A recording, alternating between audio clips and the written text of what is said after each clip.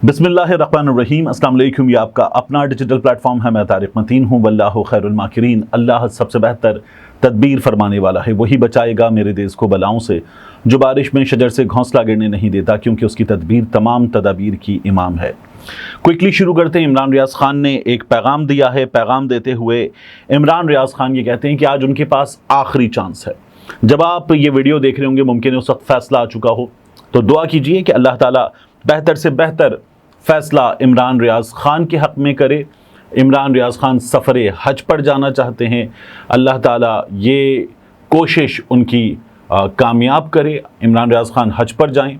वो तमाम लोग जो हज पर जाएं, अल्लाह ताला उनका हज कबूल करे। और पाकिस्तान के हालात, पाकिस्तानियों के हालात, मुसलमानों के हालात अल्लाह ताला बेहतर करे।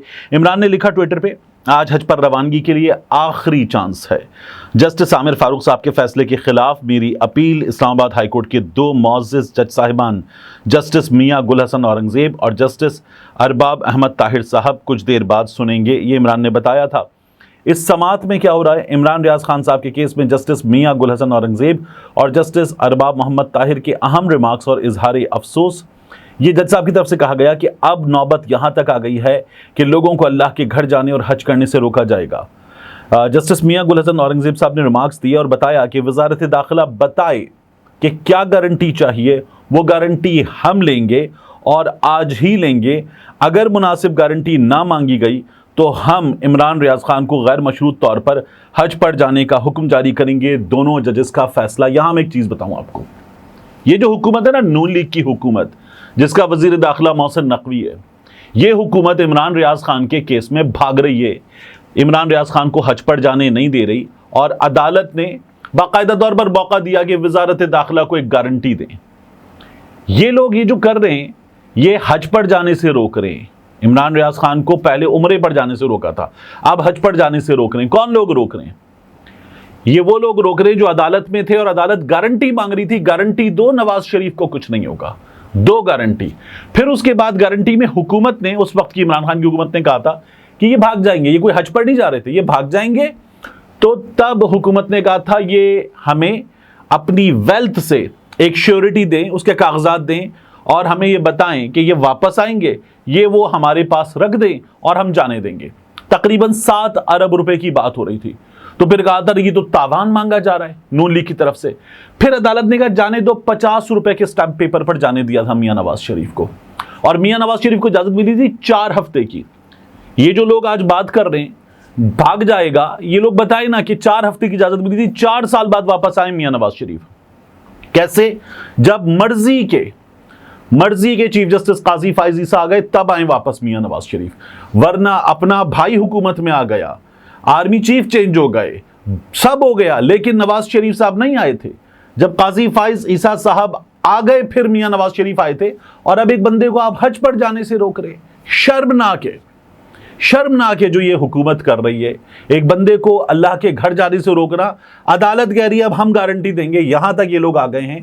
और बाज जज साहिबान जो हैं वो तो ऐसे करते हैं जैसे हुकूमत को मौका दिया जा रहा हो कि अच्छा ठीक है, ये तुमसे गलती हो रही है, इस जगह एक और मौका देता हूं, ये गलती ठीक करो केस, फंसा के रखो, मत जाने दो। ये जो जेल में पड़ा हुआ है इसको जेल में रखो, ये जो मुल्क में इसको मुल्क में रखो, इसको हज पर भी मत जाने दो, इसको इलाज पर भी मत जाने दो। ये हुकूमत इस वक्त कर रही है। एक और काम हुआ, अब हमारे सामने एक नोटिफिकेशन आया। उस नोटिफिकेशन में क्या है? नोटिफिकेशन हमें ये बताता है कि ये जो हुकूमत है ये अब बैरून मुल्क सियासी पनाह लेने वालों का पाकिस्तान से नाता तोड़ेगी और उनका पासपोर्ट जो है वो कैंसिल कर दिया जाएगा, इश्यू नहीं किया जाएगा, पाकिस्तानी पासपोर्ट नहीं मिलेगा। ये जो आप नोटिफिकेशन देख रहे हैं मैं आपको बता देता हूं। इसमें लिखा हुआ policy decision regarding asylum seekers. अब इसमें जो Mohammad Najibur Rahman, assistant director policy, इनकी जानिब से जारी हुआ, कॉन्फिडेंशियल एंड मोस्ट इमीडिएट। इसमें लिखा हुआ है in the backdrop of national security concerns and international commitments, the competent authority, that is Federal Minister for Interior Mohsin Naqvi, has directed to not to issue passport to any individual who has sought asylum or already living on asylum in foreign countries in the best national interest. Imran Khan की हुकूमत के दिनों में मियां नवाज शरीफ साहब को वापस लाने की कोशिश हो रही थी। मियां नवाज शरीफ साहब के पासपोर्ट का मामला था, बाद में मियां साहब को पासपोर्ट इशू हुआ था, गालिबन डिप्लोमेटिक पासपोर्ट इशू हुआ था। इमरान खान की हुकूमत में ये जो मियां नवाज शरीफ साहब वाला मामला था या दीगर मामला थे, वहां कोशिश ये थी वापस लाया जाए।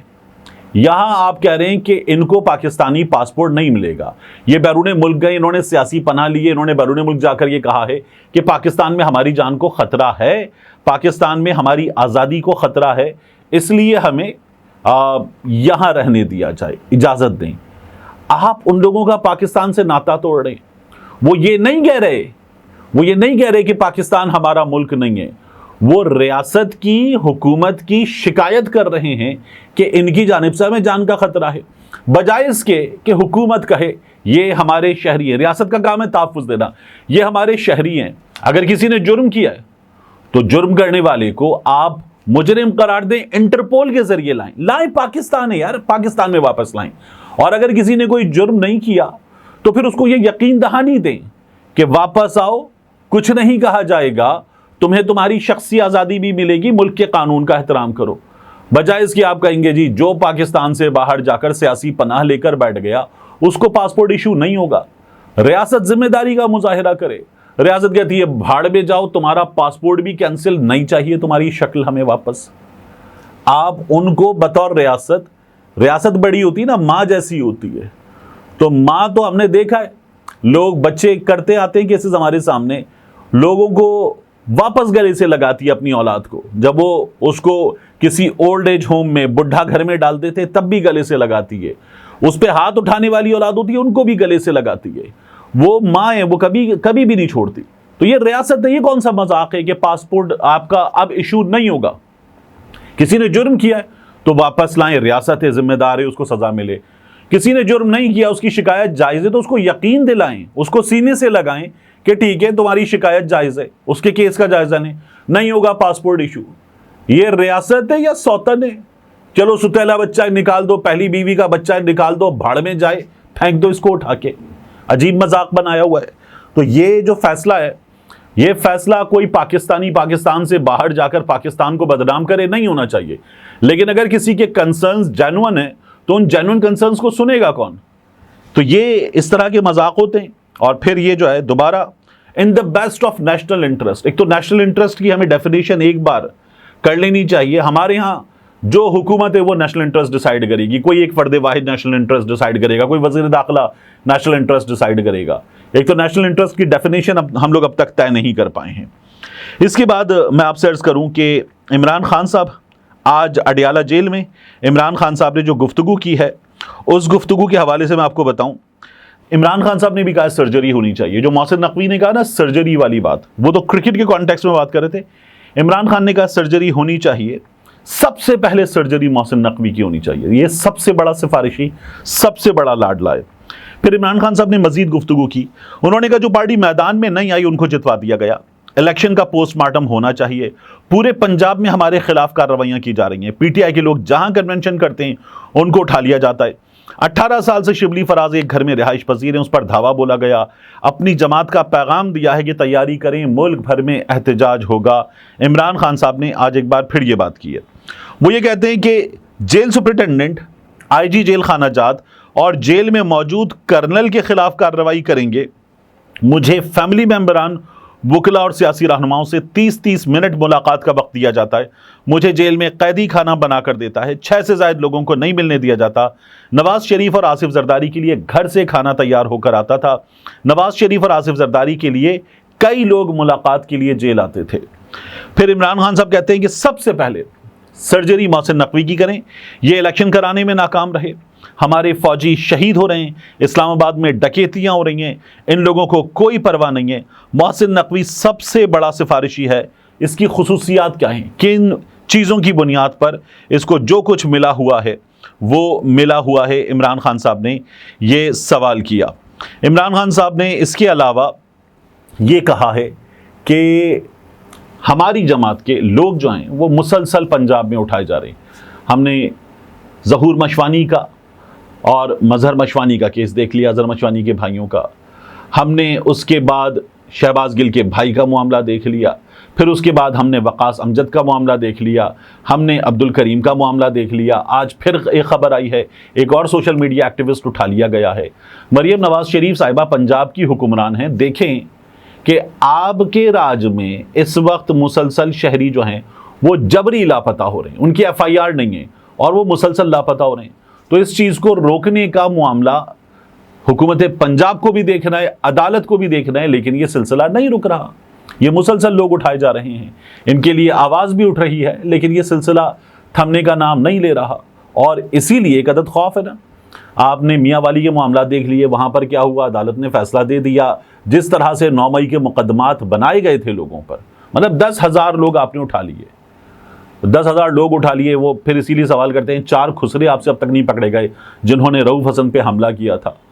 तो ये चीज़ें अगर होंगी तो ये कैसे रुक सकता है मामला। आखिर में मैं आपको बताऊंगा, असद उमर साहब से कल मेरी मुलाकात हुई है, असद उमर साहब से क्या गुफ्तगू हुई वो मैं आपके सामने रखूंगा। लेकिन एक चीज़ और, खदीजा शाह साहिबा, उन्होंने आज एक पैगाम जारी किया है।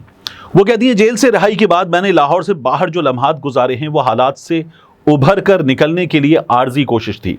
लम्हा ब लम्हा मैं अपनी घुटन वाली हकीकत का बोझ उतारने की कोशिश करती हूँ और आज़ादी का एहसास महसूस करती हूँ, ताहम तल्ख हकीकत हमेशा वापसी का रास्ता तलाश करती है। मुतअद्दिद मुकदमात, समातें और ट्रायल्स ने मुझसे बेदर्दी से मेरी ज़िंदगी के 8 महीने छीन लिए और मज़ीद गैर मुनसिफाना और मनमानी सज़ा के इम्कान का ख़दशा मेरे साथ है। अपनी रिहाई के बाद से मैंने गुस्से और नफ़रत को खुद पर गालिब नहीं आने दिया और इस आजमाइश को ताकत में तब्दील करके अपनी कैद के सदमे, गुस्से और नफ़रत को एक तरफ रखकर दूसरों की मदद करने पर तवज्जो दी जो मेरी तरह तकलीफ़ में है। एक कैदी की तरह मुझे दोबारा कोट लखपत जेल लौटना है। 13 जून मेरी बेटी की 6ठी सालगिरह पर मैं एक बार फिर उसका साथ छोड़ने पर मजबूर हो जाऊंगी और जेल ट्रायल का सामना करूंगी। मैं सिर्फ इस बार उसके साथ सालगिरह का जश्न मनाने के लिए वक्त पर वापस आने की उम्मीद कर सकती हूँ। तो खदीजा शाह जेल जाएंगी ट्रायल के लिए और वो ये होप कर रही हैं कि उनको वापस आने दिया जाएगा, उनकी बेटी की सालगिरह का दिन है। मैंने इतने अरसे तक जिन जज्बात को काबू रखा था, आखिरकार वो मुझ पर गालिब आ गए। नाइंसाफ़ी, बर्बरियत मुझे खा रही है। मेरी 8 महीने की कैद जो महज मेरे लिए मेरे आज़ाद ख्याल और इजहार के हक़ को इस्तेमाल करने की वजह से हुई, उसने मुझे मेरे बच्चों से 8 महीने दूर रखा। सोच और इजहार की आज़ादी के उसूलों पर कायम मुल्क में मुझे मुख्तलिफ सोचने की ज़रूरत पर सज़ा दी गई। वो आंसू जो मैंने इतनी देर तक रोके रखे थे आखिरकार बह गए। जिस दिन से मुझे अपने घर को छोड़ने पर मजबूर किया गया था, उस दर्द को मैंने शिद्दत से महसूस किया और अब भी कर रही हूँ। बराह करम मेरे और उन सैकड़ों ख़वातीन और मर्दों के लिए दुआ करें जिनका लाहौर की कोट लखपत जेल में ट्रायल होगा। दुआ करें हमारे दुखों का जल्द खात्मा हो और हमारा मुल्क मुंदमिल होने और अमन की तरफ सफ़र शुरू करे। ये खदीजा शाह की दुआ है, आमीन। लेकिन आप हालात देखिए, इन हालात में अदालतें क्या कर रही हैं। यास्मीन राशिद साहिबा का रिकॉर्ड ही पेश नहीं हो रहा। पुलिस वाला एक जगह मसरूफ़, पुलिस वाला दूसरी जगह मसरूफ़, और चालान उसके पास है, रिकॉर्ड उसके पास है। 15 दिन की मुद्दत होती है, पुलिस सब मुकम्मल करके दे दे। साल से ऊपर हो गया है, आपने जेल में डाला हुआ है और जब आप कुछ देंगे अदालत को तो अदालत अपना फैसला दे देगी, रिहाई हो जाएगी। इसलिए आप मुसलसल जेल में रखने के लिए कर ये रहे हैं कि मुकदमे का रिकॉर्ड ही पेश ना करो, चालान ही पेश ना करो और उसके बाद जेल में सड़ाते रहो किसी को। अगर ये इंसाफ है, मैं तो कहता हूं रियासत जो होती है ना, रियासत फैसला करती है, रियासत इंसाफ करती है, रियासत जुल्म नहीं करती। तो इंसाफ करें, किसी ने कुछ किया अदालत में साबित करें, सजा दें। लेकिन ये जो कर रहे हैं ये इंसाफ नहीं है, ये जुल्म है। रियासत जुल्म नहीं कर सकती, जुल्म अफराद करते हैं, जुल्म अफराद करते। और ये जो हो रहा है, इस जुल्म को रास्ता रोकना होगा, ये अदालतों का काम है। और फिर वही बात, जब मैं कहता हूँ अदालतों का काम है तो जो अदालतों में हो रहा है उसके बाद बंदा क्या करे। और आपने वीडियो देखी थी असद उमर की, मैंने आपसे कहा था आखिर में असद उमर साहब की बात करेंगे। असद उमर साहब जो हैं वो कल मेरी उनसे मुलाकात हुई क्लिफ्टन में ज़ियाउद्दीन हॉस्पिटल में। इत्तेफाकन, मतलब वो लिफ्ट से बाहर आ रहे थे, मैं हॉस्पिटल में किसी की तीमारदारी के सिलसिले में मौजूद था और उन्होंने देखा, सलाम दुआ हुई, क्या हाल है तारिक, कैसा है, यहाँ तक बात हुई। असद उमर साहब से मुलाकात है, एक इंटरेक्शन है। मैंने कहा सर ऑल गुड, आपकी वीडियो आई थी, बड़ी परेशानी हुई देखकर, मैंने ज़ुबैर साहब से भी आपकी खैरियत मालूम की थी। वो कहने लगे हाँ ठीक है, अल्लाह का शुक्र है। बैक स्ट्रेन था, कमर में, कमर के निचले हिस्से में दर्द था। मैंने कहा मुझे वीडियो से खुदा ना खास्ता ऐसा लगा कि कुछ हार्ड इशू है। कहने लगे नहीं ऑल गुड, बैक स्ट्रेन था, फिर मैंने उनसे कहा कि मैं कुछ चीज़ें जानता हूँ, तो हाजिर हूँगा, मुलाकात करेंगे, मैं आपको कुछ चीज़ें इस प्रॉब्लम के हवाले से बताऊँगा और कुछ सियासी मामलात पर भी आपसे गुफ्तगू करनी है। तो वो इंटरेक्शन जब होगा मैं इंशाल्लाह आपके सामने रखूँगा। मिलते हैं इंशाल्लाह आपसे अगली वीडियो में।